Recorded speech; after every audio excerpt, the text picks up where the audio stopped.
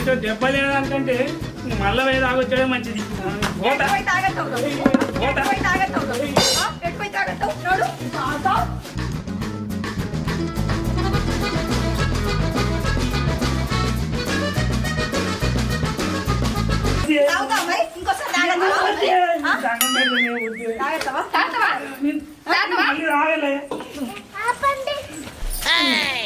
ఏందే డాడీ వీళ్ళు ఎప్పుడు కొట్లాడుతూ ఉంటారు మనం పదా.